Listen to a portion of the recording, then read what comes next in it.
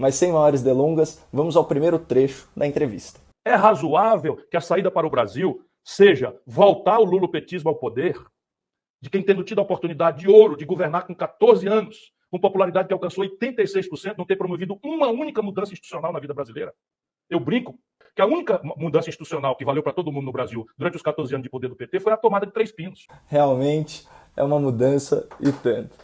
O PT também conduziu o país para a maior recessão econômica da sua história e para uma década perdida. É ou não é, Ciro? E o Brasil era a nona economia do mundo e empobreceu para a 12ª economia do mundo. Nenhum petista pode falar isso, sabe por quê? Porque a Dilma pegou o Brasil com a 6ª economia do mundo e entregou em nona. Nós estamos falando da desvalorização do câmbio, o Bolsonaro pegou o real a 3,70 e está com 5,74 no momento em que eu lhe falo. Né? A Dilma pegou a 1,75 e entregou com 4.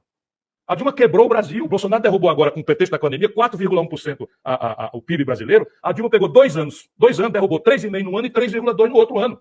A Dilma pegou desemprego em 7 milhões, 8 milhões de pessoas, levou para 12 milhões de pessoas. Será que as pessoas são idiotas? Será que o povo brasileiro é imbecil? Deixa eu dizer para você, nós estamos completando a pior década em 120 anos. Antes da pandemia. Antes da pandemia, o Brasil completou a pior década em matéria de economia. Então, a pior década, 10 anos, em 120 anos de história. Não. As pessoas não são idiotas, o povo brasileiro não é imbecil e a população tem memória. Mas caso ela fraqueje, a gente está aqui para lembrar e para comparar. Nos últimos 3 anos do PT no poder, sem pandemia nem crise internacional, esse foi o saldo de empregos com carteira assinada no Brasil. 2014, 396 mil empregos criados. 2015, 1.542.000 empregos extintos. E 2016, mais 1.321.000 empregos formais eliminados. Agora vamos ver os números dos 3 primeiros anos do governo Bolsonaro na criação de empregos com carteira assinada. Começando por 2019. 644 mil empregos formais criados. E queda do índice de desemprego segundo o IBGE. 2020, chegamos em 2020, ano de pandemia e de paralisação econômica. Mesmo assim, 142 mil empregos formais criados. E 2021, contabilizando, claro, só os dados oficiais de janeiro e de fevereiro, 659 mil postos de trabalho com carteira assinada, regime CLT. Ou seja, enquanto o governo Bolsonaro, no meio de uma crise sanitária e econômica de proporções globais, já acumula aí um saldo positivo de mais de 1.446.000 empregos formais registrados, o governo lulopetista praticou um verdadeiro genocídio das carteiras de trabalho. O Partido dos Trabalhadores governou durante um ciclo virtuoso de crescimento da economia mundial, quando o bônus demográfico favoreceu a população economicamente ativa no Brasil, que coincidiu com a explosão das commodities no mercado internacional e com a descoberta do pré-sal. Então, nas mãos certas, esse país teria decolado de verdade. Mas o lulopetismo se contentou em distribuir migalhas para a população, enquanto assaltava os cofres da República para se perpetuar no poder. Não melhorou a qualidade da educação básica, medida pelo ranking PISA, não ampliou adequadamente nossa infraestrutura, nem criou um ambiente de negócios mais atrativo para investimentos a longo prazo, não corrigiu os privilégios do funcionalismo público, o inchaço do Estado, muito menos o desequilíbrio da Previdência Social, e não mexeu no sistema tributário, que prejudica justamente os mais pobres, com impostos sobre o consumo e sobre o trabalho. E como disse o Ciro, o governo petista teve tempo, condições políticas e popularidade para promover essas mudanças, até porque o Lula herdou de bandeja a estabilidade do Plano Real.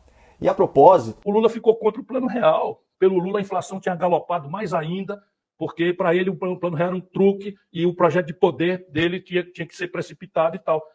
Vamos continuar. No fim, eu disse para ele, Lula, não é possível, você não pode transformar a vida brasileira, no ato de vingança pessoal.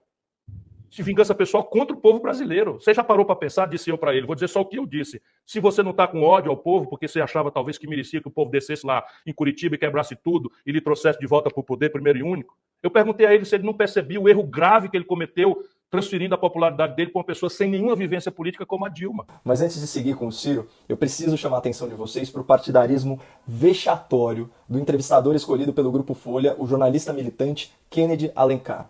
Parece que o jornalista ficou em pânico quando percebeu que um dos alvos do Ciro Gomes nessa entrevista era o Partido dos Trabalhadores. Mas não criou um colchão social, não tomou medidas para combater a corrupção, fortaleceu a Polícia Federal, indicou...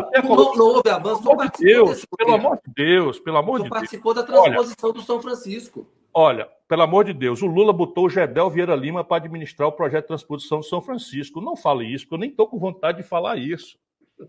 Mas reparem no desconforto do jornalista militante, chega a ser cômico. O Lula entregou Furnas para para o Eduardo Cunha roubar. O Lula entregou o Ministério da Integração Nacional e o projeto de integração do São Francisco, o mais importante projeto do governo do Lula, sob o ponto de vista de infraestrutura, para o GEDEL, aquele dos 51 milhões nas malas. O Lula botou o Michel Temer na linha de sucessão do Brasil. Eu pedi, pelo amor de Deus, não faça isso. Ele me acusou de estar magoado. Que o Lula entregou a Transpetro ao Sérgio Machado. O Lula entregou $1 bilhão. O Sérgio Machado, sabe o que era? Roubalheira de bilhões de reais, mancomunado com o Renan Calheiros. Eu acho que os erros foram enormes. Só um minuto. Não vamos falar disso. $1 bilhão de contratos sem licitação na Petrobras para Eunício Oliveira. Eu concordo que os erros foram enormes. O nome disso não é erro, né, Kennedy?